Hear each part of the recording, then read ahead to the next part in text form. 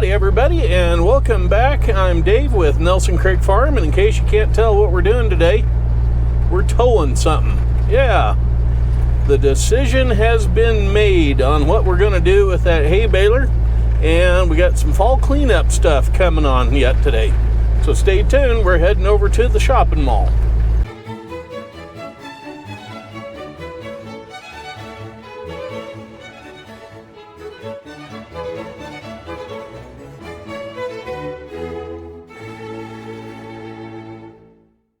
Anyway, getting back to it, the decision being made to go ahead and take the hay baler over to my buddy Dale's place. He's the current owner of it.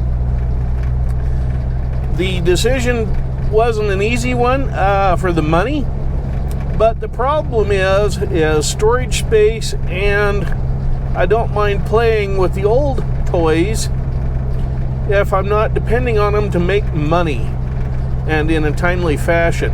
The farm is looking at getting into hay production. Yes, this thing, if it worked, would be excellent for that, but I can't take the chance, and my local dealer is not very forthcoming on acting like they want to have any desire to order in parts for it if it needs parts. It's too old for what they want to fool with, and they only really want to deal with the 1-ton bales. In fact, that's the stuff they have in stock in the way of hay balers and parts is for the 1-ton bales. Speaking of old parts and wearing out, I'm really getting bounced around now because that hay baler just blew its implement tire on the driver's side. Yeah, so yeah, it would have needed new tires anyway, so that one finally decided to let go. Fortunately, I'm going right there. So I've only got about a quarter mile to go. As I was backing the pickup and the hay baler back up to where I was going to leave it, that tire finally came off.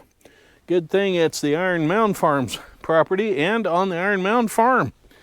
But yeah, we didn't do that rim any favors.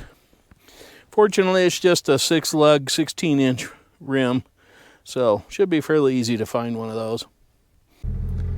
I'd take a look around Iron Mound Farms while I'm here, see if there's any parts that I can get my hands on, which I know I need a bunch, but I decided to head back to the farm right quick because I've got a big old screw in the edge of the sidewall of my right rear tire.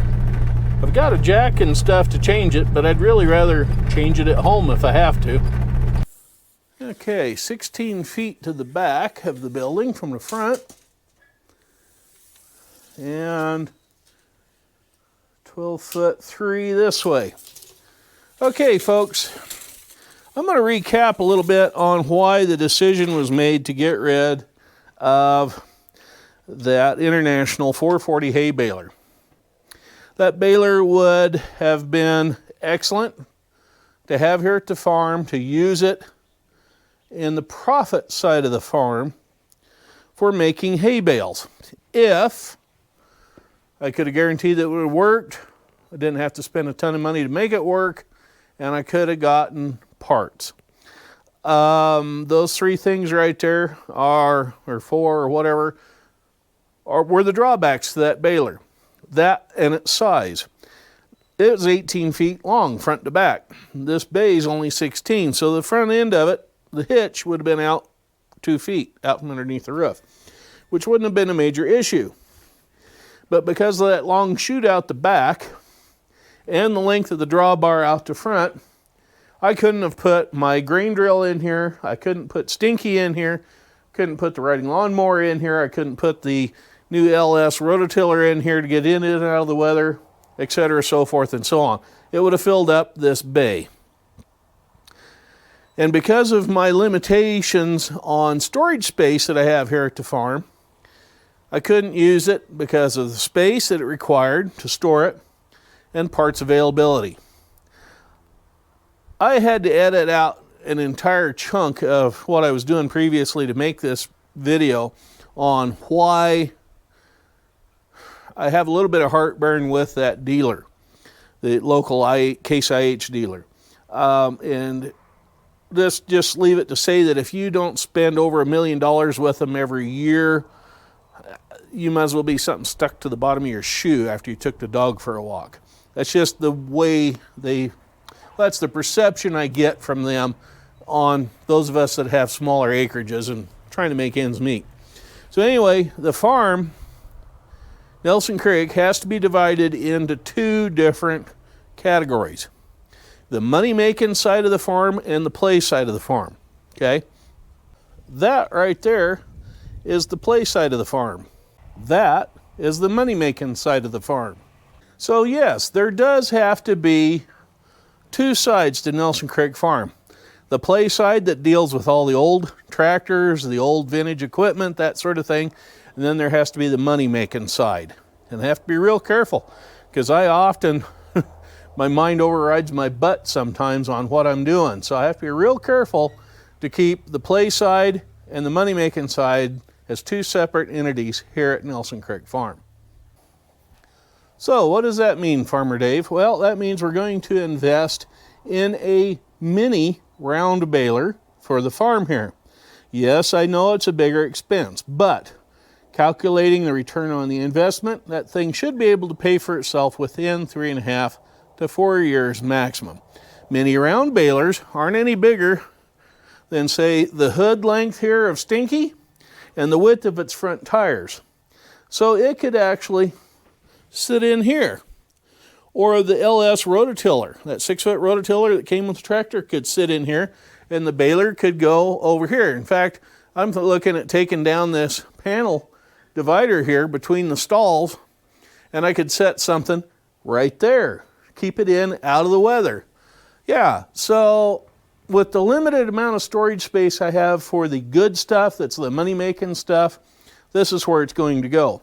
Now this week, speaking of money-making stuff, those of you that have been longtime subscribers know that this spring we tried planting some pasture grass. It started coming up, but because of an issue I had with a contractor or contractors and not being able to get anybody in the area to come out and dig a trench so I could bury my irrigation line in for 2.5 months because they're all too busy building foundations or putting in basements or whatever for new homes for the Idafornians that are moving in. I couldn't get that done, so the grass dried up and died. It couldn't get water to it. So this week, we're going to be putting the mower on Stinky. We're going to get Stinky out here and mow down what I call the west field of all of its weeds. And then we're going to buy some more pasture grass seed and get it in the ground with the grain drill this week. Because next week, even though it's supposed to be colder, today is the last day we're going to have in the 80s. From here on out, rest of this week, it's going to be in the mid to low 70s. And then next week, it'll be in the 50s. So we got to get some pasture grass seed in the ground now so that next week, when it's raining, that'll have a chance to start growing and come up. So pasture grass and hay, alfalfa hay that is, baling it and selling it is going to be one of the major money-making things here on the farm. We got to get that process started again. The other thing we're looking at doing next year, I've mentioned this before, is sweet corn that we're going to plant in the form of a maize, so we could possibly have a corn maze next fall, plus a pumpkin patch. Something that'll be fairly easy, low maintenance, don't have to do much with it, just put it in the ground, water it kind of stuff. Same with the corn. So, yeah, the farm has got to start making money, folks. The play toys, they're just play toys. They're just that.